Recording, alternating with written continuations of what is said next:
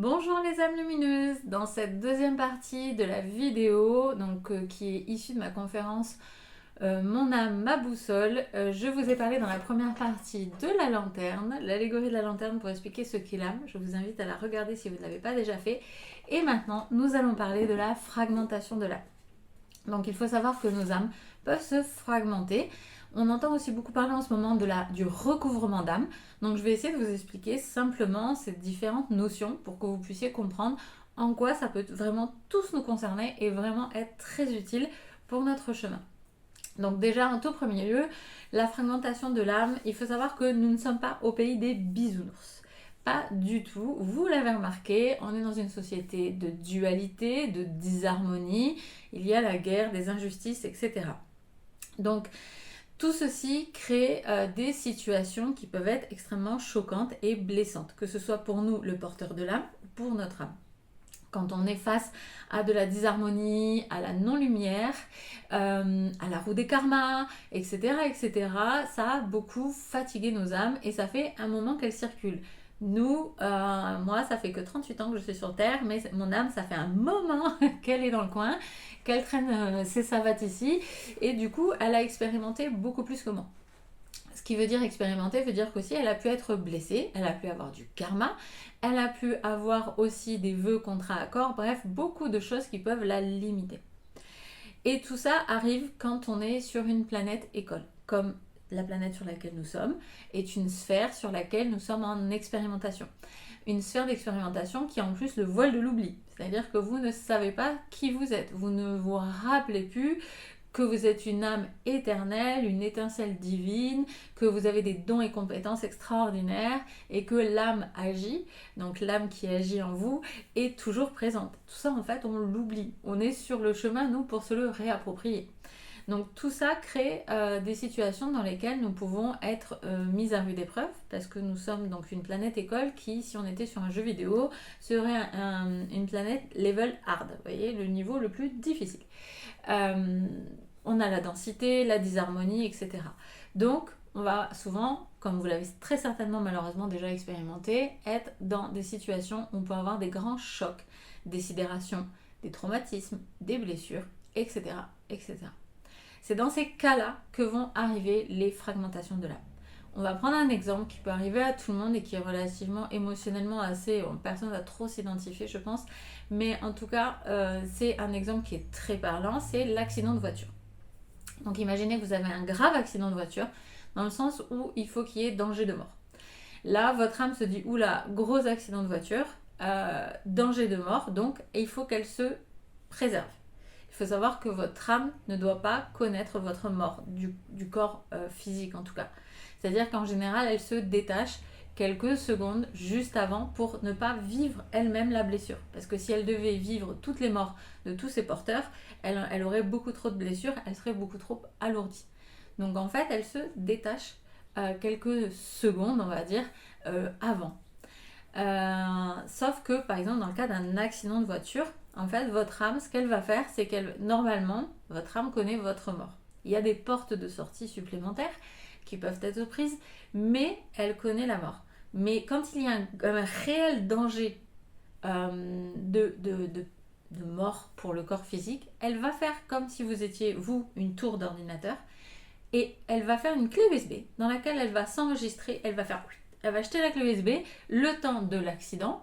Finalement, vous ne mourrez pas.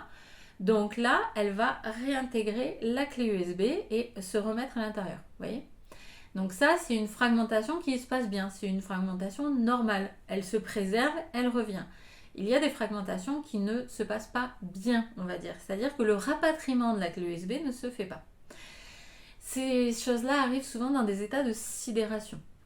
Donc, par exemple, vous êtes très choqué de cet accident de voiture et la sidération, dans le domaine de la psychanalyse, c'est connu. Un état de sidération, on peut appeler ça aussi une rupture dissociative. Vous voyez ? Rupture dissociative. C'est-à-dire que même la psychanalyse se rend compte qu'il y a quelque chose qui se dissocie en vous. Ça peut arriver dans des grands traumas, ça peut arriver par exemple dans des scènes type des viols, des scènes durant la guerre, vraiment des choses extrêmement violentes. Votre psyché, en fait, elle s'éteint. pour se préserver, pour ne pas voir, en fait, pour ne pas avoir tout ça à gérer derrière. Elle sait très bien qu'elle va pas y arriver. Donc en fait, elle s'éteint. Au niveau de la spiritualité et de l'énergétique, en fait, votre âme se sépare le temps que le choc, le trauma, la blessure arrive pour se réintégrer. Sauf que des fois, la réintégration peut prendre plusieurs heures. Là, ça va créer une petite fragmentation, mais pas très importante. Mais des fois, ça peut durer plusieurs jours. J'ai vu des personnes en soins qui ont eu des ruptures dissociatives qui ont duré des semaines. Elles se sont senties flottantes, pas là. On leur parlait, des fois elles avaient même du mal à comprendre la langue qu'on leur parlait avant que hop ça repercute un peu et qu'elles comprennent. Et elles ont pu rester des semaines dans cet état-là avant de doucement se réintégrer. Dans ces cas-là, vous avez une grosse fragmentation de l'âme qui s'est déroulée et elle va vous limiter en fait, parce qu'il y a un bout de votre énergie qui est manquante, qui est quelque part. Donc soit ça va arrêter dans votre sphère énergétique autour de vous, donc dans ces cas-là c'est assez facile de les récupérer, mais ça peut être aussi beaucoup plus loin. Et surtout, ça peut être aussi bloqué dans des vies antérieures. C'est-à-dire que si une de vos vies antérieures a connu par exemple la Première Guerre mondiale et qu'elle a eu une fragmentation importante, on sait que c'est des guerres et on a des chocs conséquents, on peut avoir ces ruptures dissociatives, surtout qu'à l'époque c'était pas du tout identifié. Déjà de nos jours, c'est pas foufou au niveau de l'accompagnement dans ces cas-là, mais là à l'époque pas du tout. Donc en fait ça peut créer vraiment des fragmentations qui peuvent du coup être bloquées. Enfin bloquées, elles sont encore dans la vie intérieure en fait. Donc dans ces cas-là, il vous manque des bouts, il vous manque des énergies, c'est un peu comme un puzzle où il manque des morceaux, mais vous savez pas d'où ça vient. Dans ces cas-là, on a cette sensation de ne pas se sentir entier, qu'il manque quelque chose. Que, vous voyez, on est à la recherche d'un truc un peu inconsciemment en se disant il y a un truc qui manque, mais je sais pas quoi, bah, c'est pas logique. Là, je regarde ma vie de tous les jours, en fait, ça va, mais il me manque un truc. Il y a une forme de nostalgie. On va des fois être passionné par la période dans laquelle se trouve le fragment. Parce qu'en fait, votre âme, elle dit c'est là-bas, il faut retourner là-bas, on a un gros bout qui nous manque, etc. Les gens qui sont passionnés par les guerres, notamment, je pense qu'il y a souvent un package karma, blessure, fragment d'âme à aller récupérer et guérir. Et en fait, finalement, votre âme, elle est en train de vous y diriger en disant va là-bas, va voir. Donc ça, c'est les fragments de l'âme. Fragmentation de l'âme. Donc, elles peuvent aussi être coincées par du karma.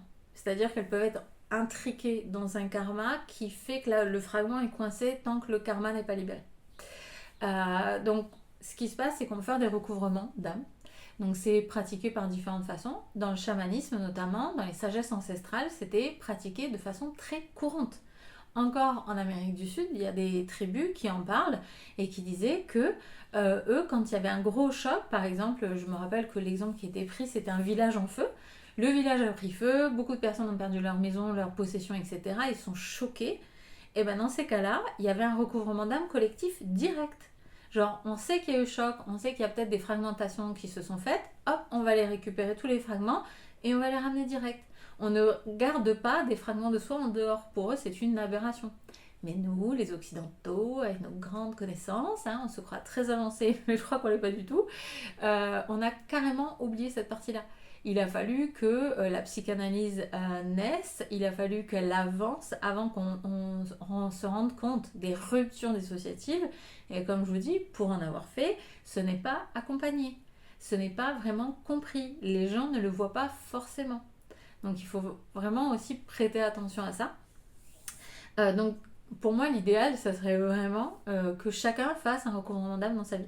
Donc ça peut être pratiqué par des femmes et hommes médecine. Moi, je le fais en énergétique aussi. Et c'est quelque chose qui nous permet vraiment de retrouver une forme d'unité. Alors, des fois, on ne va pas réussir à tous les récupérer du premier coup, parce que comme je vous dis, il y en a qui peuvent être à différents endroits, des fois on n'est pas prêt, etc. C'est un soin qui est souvent assez éprouvant. J'en ai fait encore un récemment, j'ai eu un retour de la personne qui dit waouh, qu'est-ce qui se passe, beaucoup de fatigue, le corps qui bouge, etc. Mais voilà, il faut réintégrer les parties de vous qui vous ont quitté il y a très longtemps. Et ensuite, je pense aussi qu'il faudrait faire très attention aux enfants. Donc j'en ai parlé dans la première vidéo, mais il faut savoir que l'âme met 7 ans à intégrer complètement le corps, donc de 0 à 7 ans. Et dans les pratiques, dans les sagesses ancestrales, à 7 ans, il y avait un rite de passage très important. et qu'on a, nous aussi, les Occidentaux largement oubliés. Et en fait, ce rite de passage, notamment, on devait aller vérifier si l'âme, le chi, l'orenda, vous appelez ça selon les civilisations comme vous voulez, mais est-ce qu'elle s'était bel et bien intégrée? Parce que entre 0 à 7 ans, il peut se passer plein de choses. Les enfants peuvent très facilement avoir des chocs, très facilement avoir des ruptures dissociatives. Pourquoi? Parce qu'en fait, ils n'ont pas une psyché qui est construite, et puis de leurs yeux d'enfant, des choses qui pour nous, d'un adulte, dit ouais, c'est pas très grave, pour eux, ça peut être hyper grave.